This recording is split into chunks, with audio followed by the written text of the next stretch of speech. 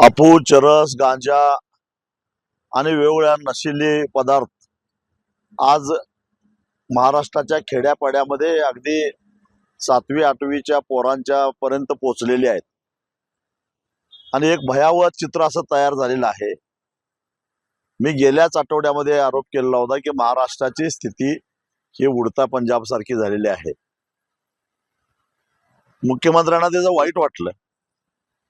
माझ्यासारख्याला असा आरोप करणं शोभा देत नाही, मी महाराष्ट्राची बदनामी करतोय असं त्याने म्हटलं।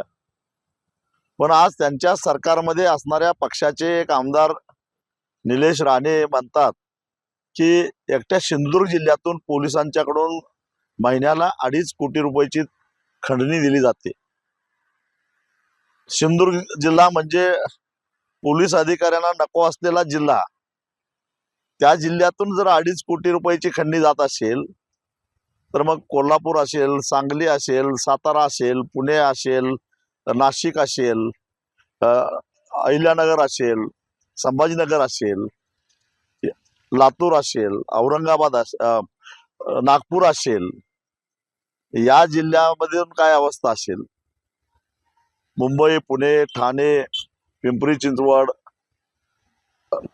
नागपूर, संभाजीनगर या मोठ्या मेट्रोपॉलिटन सिटीमधनं किती हप्ता जात असेल? या महाराष्ट्राचा एक गृहमंत्री पोलिसांच्याकडून हप्ता घेतल्याबद्दल ईडीनं तुरुंगात टाकलेला होता। हे सारे हप्ते कुठे जातात? जप्त केलेले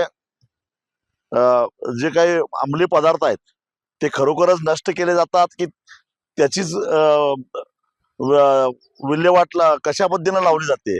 काय त्याचं वाटप होतं?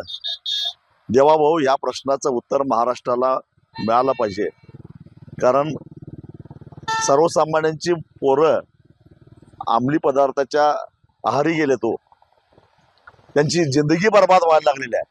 त्यामुळं या प्रश्नाचं उत्तर तुम्हाला महाराष्ट्राला द्यावंच लागेल।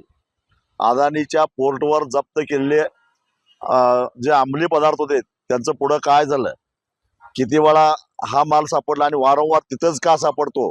त्याचं वितरण कोण करतो? त्याचे हप्ते कुणाकडे जातात? या प्रश्नाचं उत्तर या महाराष्ट्राला मिळालंच पाहिजे।